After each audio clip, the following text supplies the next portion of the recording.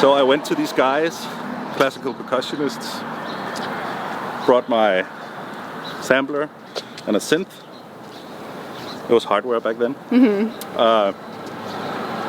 Yeah, and that day we made a song that was quite successful. Went #1 in most of Europe, parts of Asia. Wow. South America. I sort of like grew up listening to. Oh, so you're kind of very impressed from the onset. Yeah, so I was just like, wait, well, you made this and that and that? And so I was just like, honor to meet you, thank you for hitting me up.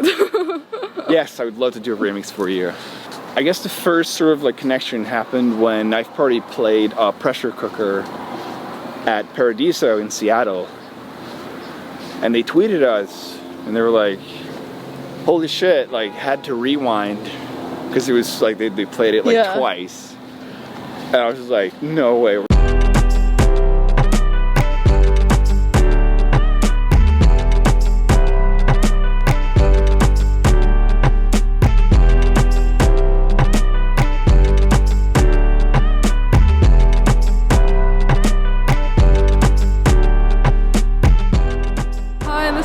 Of Sidewalk Talk. Today I'm here with Michael of PEGBOARD Nerds.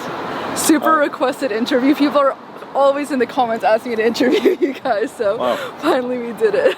Thank you. So were you originally born in Denmark or where? I am born in Denmark, yes. Yeah, where in Denmark? In Copenhagen. Okay, yeah. Yeah, the capital. Oh, yeah. Were your parents originally from Denmark as well? Yes. Like Copenhagen? Yes. Yeah, what did they do? Or back then when you were growing up? Growing up, they were like workers, you know, just regular workers. My mother worked for the government, and my dad, he was a contractor. So, where do you think you got your creative side from then? Not from any of them. I think it just came out of curiosity. When I was in school, like 8th grade, I was like really into 80s hip hop and early acid house music. Yeah. And I started doing like a radio show at a local radio in Copenhagen. How old were you when you were doing that? I was probably 14, yeah. Oh, okay. Whoa. So I started that, and it sparked some sort of interest in how is this music made? You know, how do they do it? And back then you did not have YouTube tutorials and internet and stuff like that, so it was not easy to figure out what to do and how to do it. Was this a lot of vinyl back then? This was only vinyl, yeah. And so different. It took me like a couple of years to save up, doing paper routes and stuff, to buy my first gear. I bought a drum machine, the TR-909. Back then the 808 was like, nah, nobody wants the 808. It sounds, it's not punchy enough and blah blah blah. But so it was the 909. I bought that, TP303, Jina 106, like some of the early Roland stuff, and started, you know, fiddling around. That was 88, 89-ish. And you were doing a lot of underground techno parties, right? Yeah, and then it took like 4 years, you know, of just practicing every day, you know, getting just anywhere. And I finally, with some school friends, we did a little techno band, trio. Was there a name? Oh, I can't say. You're just gonna find it. Oh my god. But we did that, and yeah, it was fun. You know, we played some, you know, not the kind of techno you'll hear today. It was more European, more German style techno, fast, really hard, really close to hardstyle, really, but just darker. Yeah. Was that music really common in Copenhagen, or were you kind of the first people on the scene? No, that was underground. I was like, I was the odd one out in school, you know, with actually the way ravers look today, you know, with weird gear and stuff like that. Yeah, but it was the same back then. Yeah. You know, it's so many years ago. It's almost 30 years ago, but it was exactly the same. So the mentality of a raver doesn't really, it didn't change at all, but it was kind of the same. But we did that, so we had our first release back in 1992. Wow. That was the first release. Were you releasing only on vinyl? Yeah, I was just gonna ask on vinyl. Wow. Yeah, and cassette tape. And so this was still when you were still in high school, or when was? Yeah, this was when I was in high school. Yeah. Yeah. So were you just like selling it, giving out these? No, we had a contract with a record label. Oh. Yeah. What was the record label? The record label was called Le Petit Prince, which is it's not a French label. It's a German label. Yeah. And it was actually by a guy who is really popular in the techno scene today, called Mark Romboy. Him and his partner were. They had this really popular act called Margie Claude, and they kind of discovered us and took us in, and we did a lot of records for them. Yeah. It was a good time. And what did you study in college? You went there for a bit, right? Sorry? But you went to college for a bit? Yeah, so I, music was not something I even considered being a way of living. So I'm an audiologist. I studied audiology, and when I did that, I kind of figured out I want to be a doctor instead, because all this hearing stuff is pretty boring. Even though today I think it's pretty interesting, but that's another story. So I started, figuring out, okay, I want to be a doctor. My grades were, I was missing like 0.2 in my grades. Oh, you must have been so well in school. Yeah, it was really old school. So I had to do some, extra work and stuff to get those points to get into med school. So where I'm from, you can't pay your way into school. Yeah. That's not possible. So what intrigued you about going to med school? Or like being a doctor? I don't know, I just found it interesting. I really like, I like biology, chemistry, science, all that stuff. Oh, I think you're the first producer who's ever said that. Yeah, I'm really into that stuff. So I still read, interesting, white papers on medical stuff if I find it interesting, Wow. Just to keep my brain busy with something else than serum patches and DJ sets. Yeah. And then you decided to drop out, or? Yeah, because the funny thing is, and that was late, that was in 98, 99. And then I made a lot of records back then. Like 1 or 2 every month. Oh wow. So yeah, a lot of records. And then a guy from Universal Music Scandinavia called me up, said, hey, I have these 2 guys doing classical music, and they want to do dance music, like trance club music, but they don't know how to. So I went to these guys, classical percussionists, brought my sampler and a synth. It was hardware back then. And that day we made a song that was quite successful. Went #1 in most of Europe, parts of Asia. Wow. South America. What was the song name? It was called Safri Duo Played Alive. Okay, guys, check it. Yeah, you could. What's the artist name? Was that released? That's Safri Duo. Oh, okay. So those are the 2 percussionists. Yeah. I was just the producer. Yeah. Kind of like, ghost producing, whatever. But that became successful, and then I was like, okay, I'll wait another year with med school and see what happens. Yeah, and here we are. I never look back. Yeah. And then when you met Alex, did it like click to you to become a duo automatically, or? No, so it was because of this project, Safri Duo, and other projects for the major labels like Warner, Sony, Universal. I was producing. I met Alex because he won a remix competition. Yeah, for Above and Beyond. Yeah, and I thought that remix was fabulous. And then I heard another remix he did And another one, I'm like, who is this guy? And nobody I knew in the industry knew who he was. Oh wow. So I had to figure out, you know, who is he? So I called up the label, got his emailed him, hey, I like your shit. Can you do a remix for me? And yeah, so that's kind of how it started. Because I flew to Norway, where he's living, and we started working together in 2004. And we've been, you know, married ever since. Was it difficult going from the vinyl to producing on a laptop or whatever? No, you see, the vinyl was just for DJing. Okay. So. But you were using hardware and stuff. Yeah, so it was just different, you know. It wasn't a DAW. Yeah. It was not in a computer. So the computer would only be for sequencing, you know, telling the samplers, drum machines, synthesizers what to play. Yeah. And not you couldn't manipulate audio in the computer.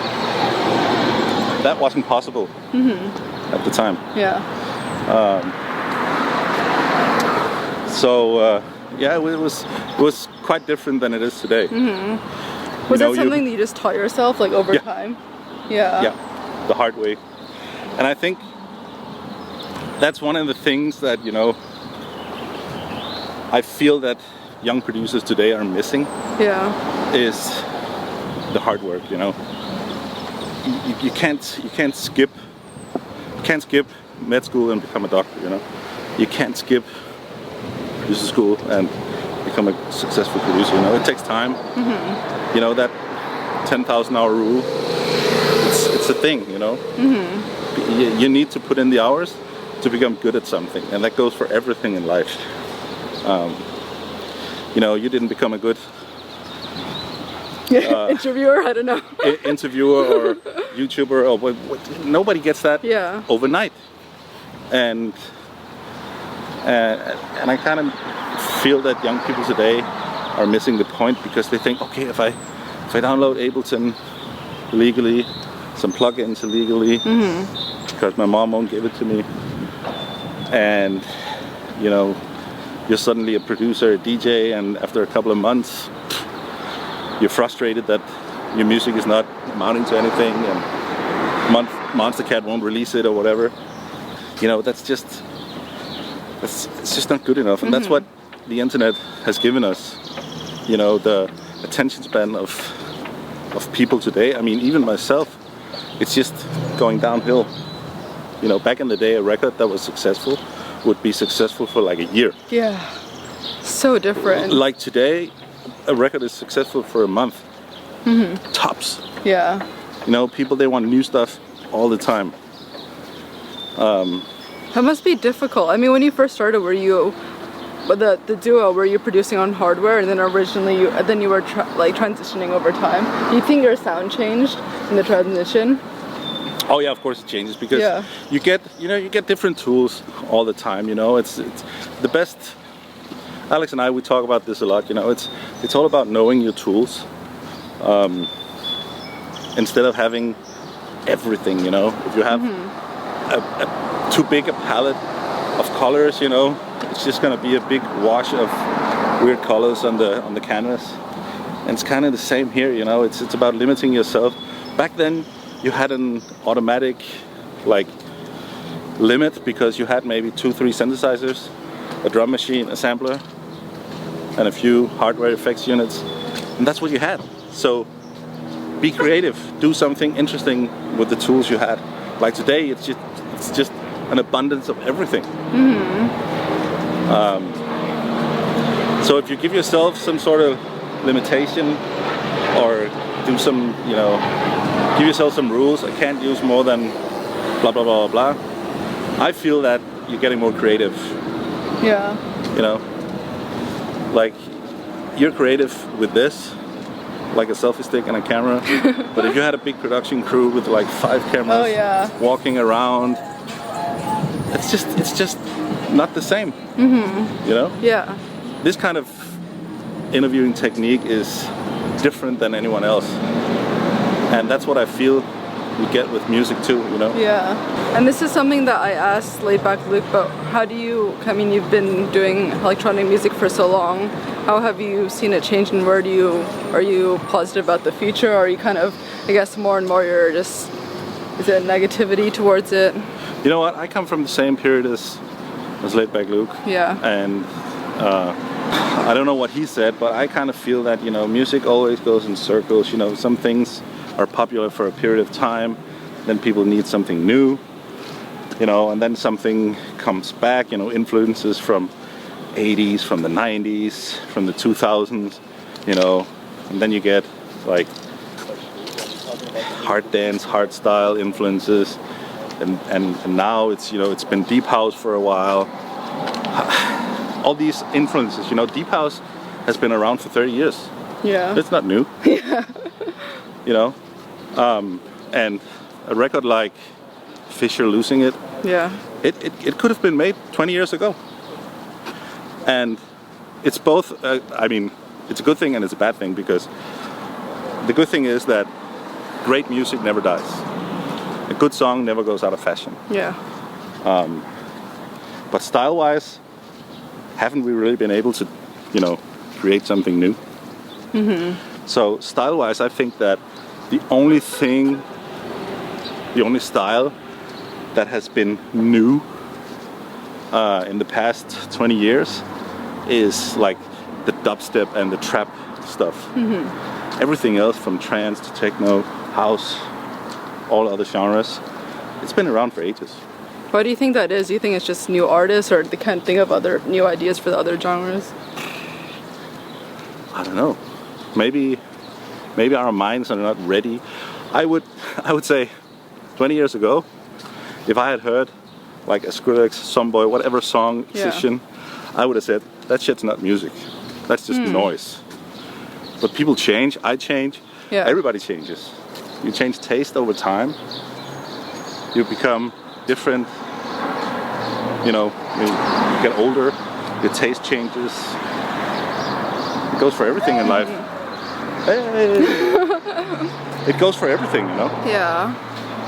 Actually, since you guys have been around for a number of years, is it difficult? I mean, trends come and go, but you're still able to like keep yourself at a certain level. Is that something that's been difficult for you? Like staying afloat, but then also like staying true to your sound? You know, what we do is we don't think about what's popular and what's trendy. Mm-hmm. We don't think about staying relevant. We think about making music that we like, you know. And if people don't like it, and that happens, it's just too bad. You know, it's back in the saddle, try again. You know, obviously you want people to like your music, but you can't always, you know, get everybody to love your sound or your style. And our fans from the beginning, they are probably not fans anymore. Interesting. We just want to make great music. Mm-hmm. Yeah.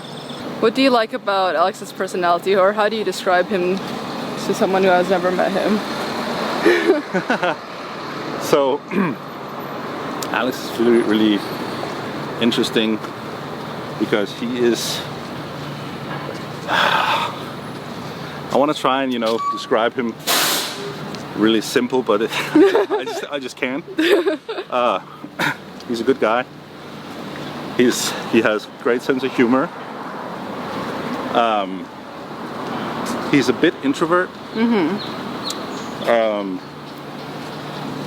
And he's a perfectionist.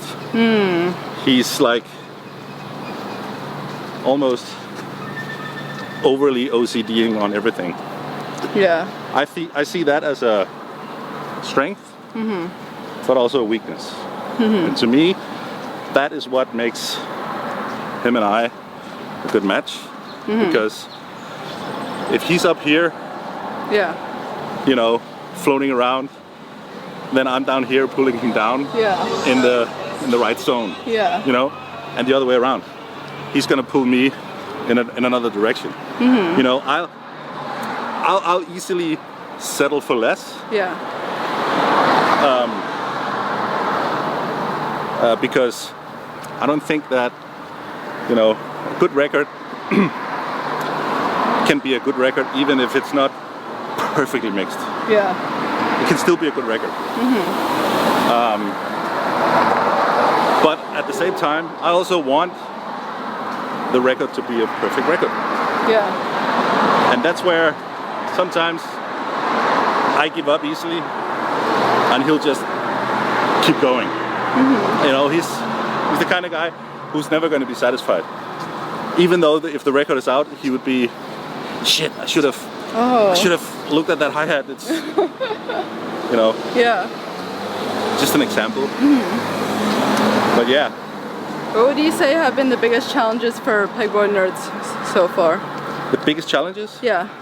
Touring. It's definitely touring. Yeah. Because the problem is when touring, one, you're away from the studio. Yeah. Well, my wife would probably say, one, you're away from the family. Yeah. Yes. But artist-wise, producer-wise, you're away from the studio. And taking away that, you know, that grind that you need to be in, it's not good for your output.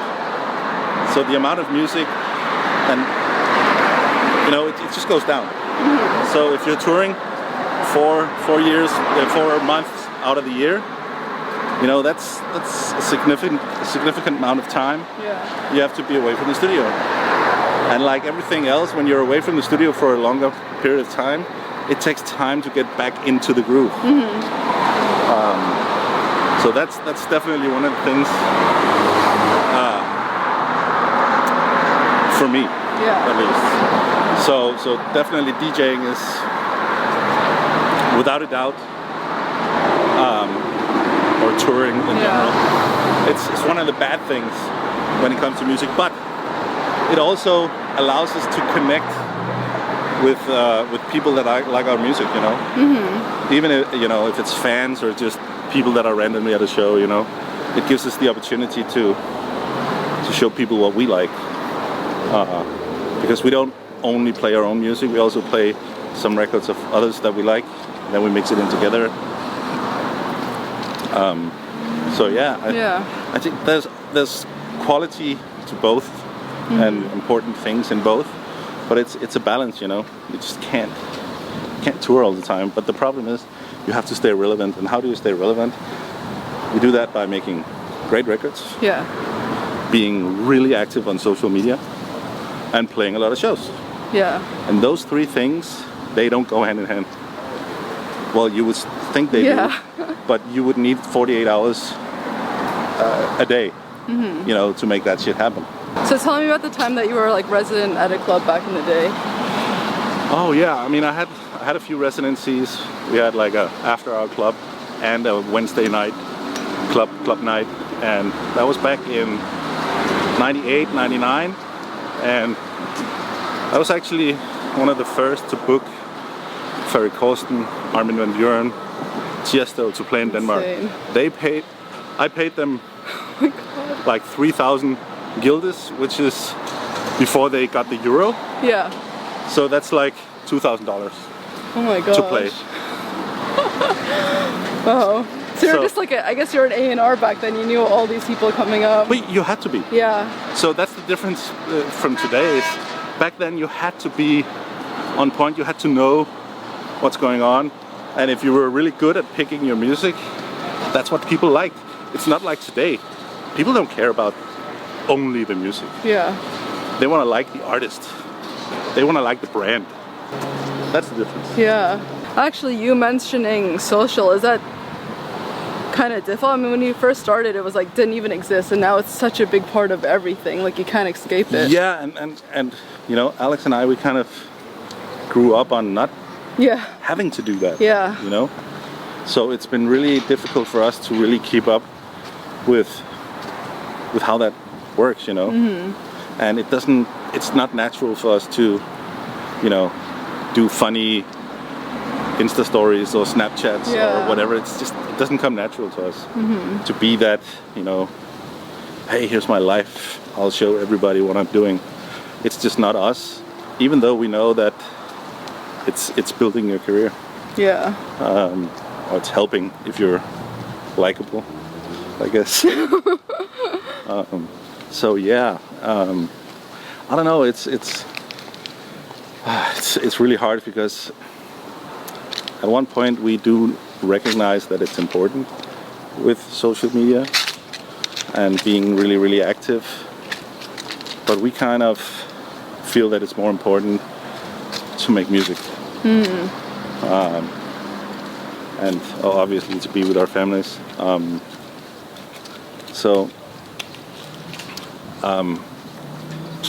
I don't really know what to say. Yeah, I mean, I think you answered it.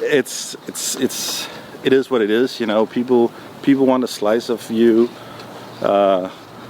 You know, and you see it easily that a lot of people that have the time and the energy to do it, they are successful. You know, because today being an artist is so much more than just making great records. Yeah. I mean, you don't see, you know, U2, Rolling Stones, whatever. They're never gonna do all that shit. Yeah. You know, they're too old for that. Then you can say, okay, who's even gonna want to see what they do? But for example, we grew up on a lot of, you know, legends in the industry like Sven Feth, The Prodigy, you know, all these guys, and you don't see them do all that stuff either. Yeah. And that's what we grew up on. I would love to see what is going on, you know, with the people that, you know, we admired growing up, obviously. So I do understand the mechanisms of why kids today want to be part of that life. But I also think that it can be part of, you know, an artist's destruction, because you see every day artists complaining about mental health issues and stuff. And apparently that's a big issue, and I have to say I blame social media for that. Yeah. You know, it's the whole like me situation, you know. And if you don't get attention from a post, you're like, oh, do people don't like me anymore? What's going on? Blah, blah, blah.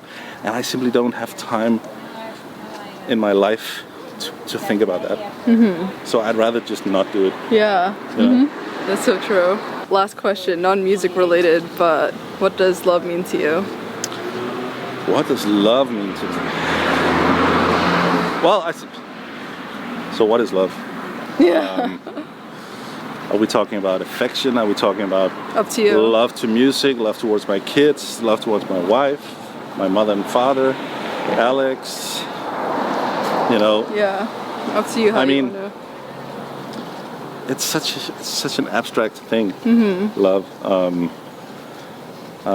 It's just, to me, it's just a stronger word than like. You know, I really like you. I really love you. You know,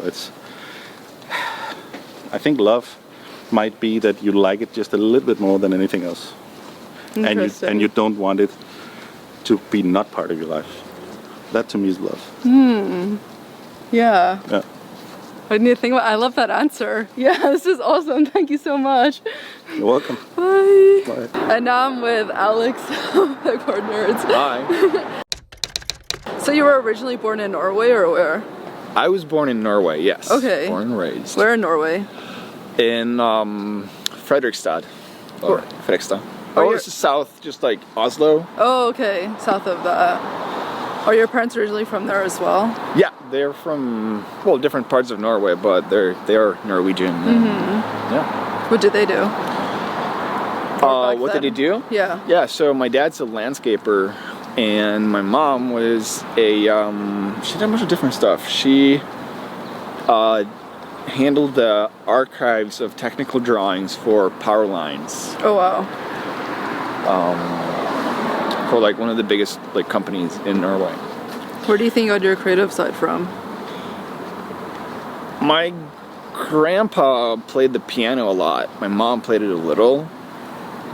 My dad didn't play it at all. But I think, and also my uncle was a musician, and his wife, my aunt, is a painter. So I think probably from, yeah, my grandpa and my uncle and aunt. Probably. Yeah. What kind of music were your parents playing in the house? They were playing, I mean, there was a lot of just like radio, mainstream radio. So, I mean, I do remember one of the first songs that sort of like got my attention or something was Inner Circle with, oh my god, I forgot. I'll get back to that. Inner Circle. It was like Bad Boy or like, What You Gonna Do When They Come For You. Okay, yeah. And how old were you when you first got into electronic music?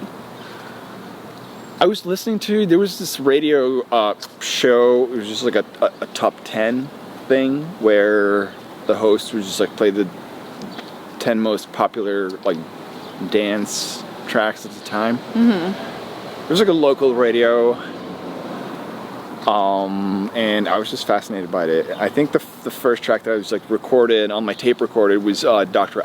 Alban with No Coke, and I had no idea that he was singing about, you know, Coke, but I was 9 and thought it was cool. I also do remember being at The Gathering, which is a LAN party. Oh yeah, that was more, yeah, you talked about in the previous interviews, it's more, what was that like? It's crazy, to be honest. You got 5,000 kids in this huge like hangar thing, just playing video games. Yeah. Competing in graphics and coding and music. And so I remember just sitting on top of this huge speaker, because people like bring the craziest setups with, yeah, just speakers, monitors. They build their own shelves on top of their, you know, allotted space. And I heard Blimshin, or Blossom, as she's known by in the US, with a boomerang. And I was like, wait, what is this? Is this music? Can you make this kind of stuff? Yeah. And it just kind of blew me away, and I was just lost.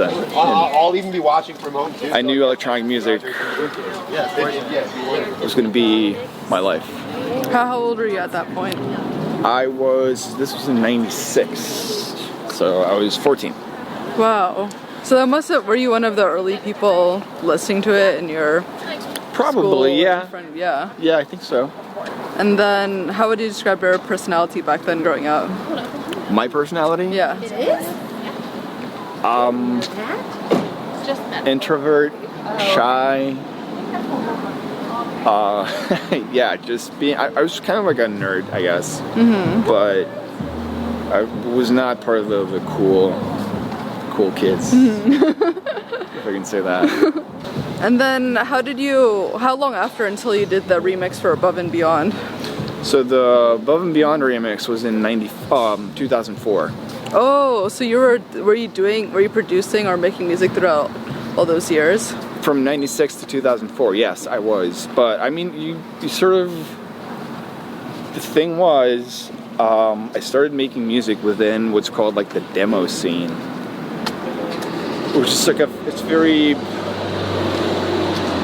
I mean, I wasn't even aware of there being like a clubbing scene or anything that was like happening outside of Norway. So, but within like LAN parties and the demo scene, you have chiptunes, you have,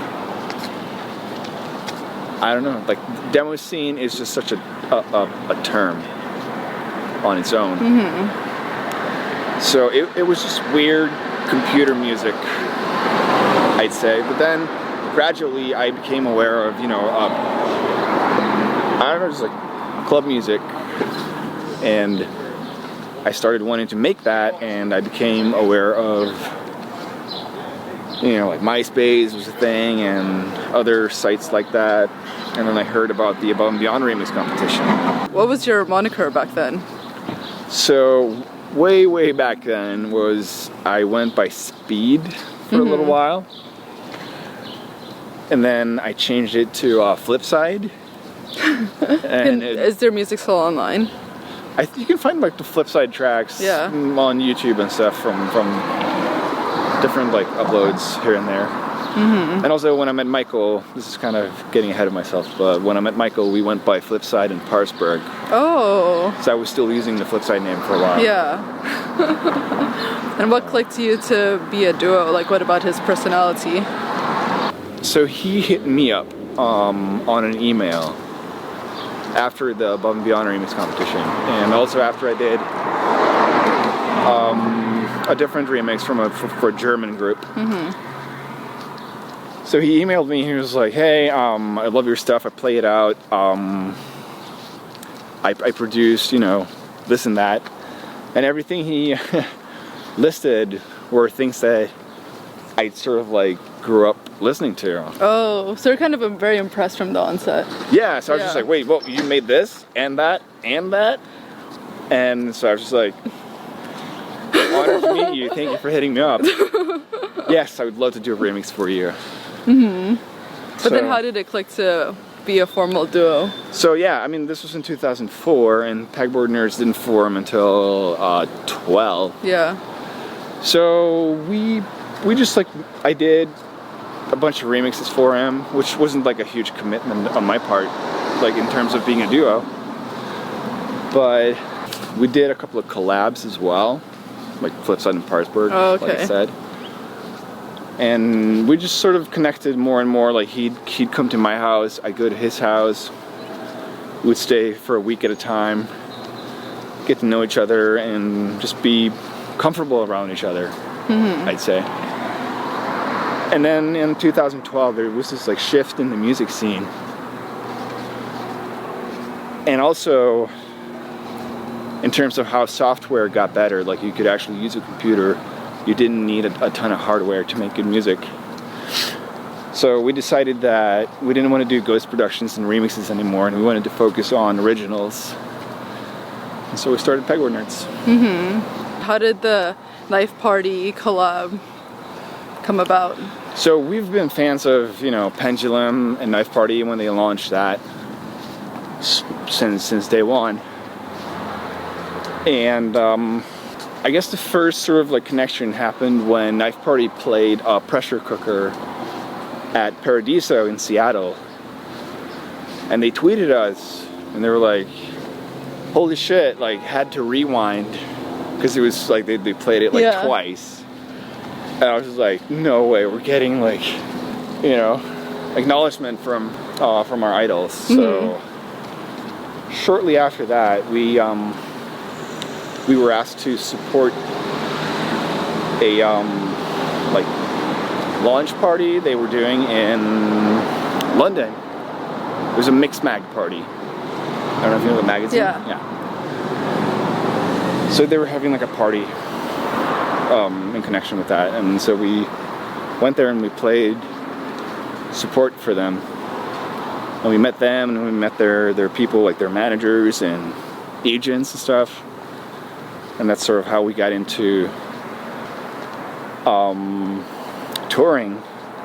And we went on a bunch of shows with them and stuff. And we sort of got a collaboration going. But, I mean, they're busy, we are busy, and things just take time. So, we were kind of hitting him up, being like, do we want to finish this, or do you want to just, like, kill it? And then, also, we sent another idea, just for fun, I guess. And then within 5 minutes, Rob sent the vocals for Harpoon back, right? Because he was just crazy inspired, and we were just like, whoa! All right, so do you want to finish it, or should we come to London? And they were just like, come to London. And so we booked flights and hotels, and within the next day we just like went to London and worked on the track for 3 days. So that was super fun. Yeah. How about living with Krewella? Also a very, you know, you learn so much. It's like, how many of you guys? Like 7? Yeah, something like Insane. that. Yeah. Just different floors of the house, but yeah, still, you know, living together. Next to it was Khalifa. Next to it was Khalifa. Yeah, it was a crazy time, to be honest. Was it your first time living with so many producers? Like, was the inspiration really different to normal? Yeah, it seems like it's a huge thing here, or maybe in general, but I've never done that before. I've never lived like that. So yeah, I mean, obviously it was cool just being able to just walk into the room and there's just people making music all over the house, and you can just sort of draw inspiration and we just sort of push each other to be better. Not in a competitive way, if that makes sense. Yeah. Just like, yeah, you just feel super inspired and driven, which is awesome. So, when did you start touring in the U.S.? Like a few years after you started, or? It all pretty much happened in 2012. That's crazy. Yeah. Then everything just. I mean, you started listening to EDM when you were like 14, so all these years, and all of a sudden there's this 1 year, 2012, that everything blew up. Explodes. Was that kind of surreal? Like all of a sudden it's just... Oh yeah, are you kidding me? You're sitting alone in this little room for 15, 18 years. And then suddenly you're just out there playing shows and stuff. So. Actually, with that sudden success, do you feel like you had pressure to continue it? Like, I have to build on this year has to be bigger than last year. Because that was 7 years ago now. Yeah, I mean, of course, you always want more. Just kind of non-specific, I guess. But yes, we want to make better songs, bigger songs, play bigger shows. Yeah. So you had all this pressure from that year, or didn't really think about it that way? It's more like you can sort of choose how it affects you, I think, and we choose to like just let it drive us, and not bring us down, you know, because it doesn't do any good. Yeah. So I think you choose your own reality, and you just let that motivate you, and you know, determine your actions from that mentality. But it's something you actively need to do. Yeah. Definitely. And how about touring with Grizz? Touring with Grizz. Yeah, here, that's a funny story. We played a show, I forgot where it was, Syracuse, I think. And I brought my laptop into the green room because I was talking to Grizz about how maybe doing a track, and we were just playing songs for each other. And I went out to look at the opener, and I come back in, and I see Michael has this like funny look on his face, and there's a bunch of people around my laptop, and I kind of like, what's going on? And then I realized they're all doing coke off of my laptop. So I got very upset because I have to go through immigration, and my computer gets swabbed every time. I kid you not. Holy crap. So I took one of the merch t-shirts and a bottle of Grey Goose, and I just drenched the shirt, and I wiped all the coke off the laptop. They were all very upset. But were you worried for immigration? Yes. And when I left US that time, I got pulled aside, and they were like, oh, you know, extra security test. Oh my god. And they swabbed it, and I was just shitting my pants. I was so nervous. Oh my gosh, I can't even imagine. I'm like sweating even thinking about it. It's like it messes up your visa, it messes up everything, and if that happens... I can't even imagine. Yeah, you get banned for 10 years, and this is, you know, your life. This is my life. Yeah. So I was very upset. But it was kind of also funny in hindsight. Yeah. When did you first meet Monstercat, and how did your relationship grow over time? Also kind of a weird story of how coincidences sort of happen. I made a remix for a friend of mine, Magnus, or Miu. Yeah. He sort of showed up on some remixes, and he also did the lyric video for Gunslinger. But I was doing a remix for him that was going to come out on a label called Dub Monkey, which is run by two well-known drum and bass DJs and producers in Norway. And they have a connection through to this Australian YouTuber called Jesus Died for Dubstep. And so he uploaded my remix, and that was sort of the first time I got any kind of international recognition, I guess. So, and also he was working as an A&R, or he had a connection to Monstercat. So the song went up, and also we put up this like 5-song teaser, which is just like 8 songs that we were working on at the time, just 20 seconds from each, which sounded super powerful and super like interesting. And he hit us up, and I was like, Monstercat, this Canadian label, are doing compilations and they're missing a track, do you have something for them? So we sort of just super quickly finished one of the songs, which was Gunpoint, and that went on their 6th compilation, I think. Yeah. And then next month they were just like, do you have another song? And we're like, yeah, we have a bunch of songs. And so for the next 7 or 8 months we did Pressure Cooker, Self-Destruct, Disconnected, all those tracks, and that was sort of the beginning of our relationship with Monstercat. How do you say your style of music has changed over time? Compared to the early songs that you made? I mean, you are constantly trying to reinvent yourself, you know? But you're still sort of like drawing from the same things, basically. But you need to try and tweak it and make it different. And yeah, sometimes some of our songs sound similar because they were made in a similar kind of way. But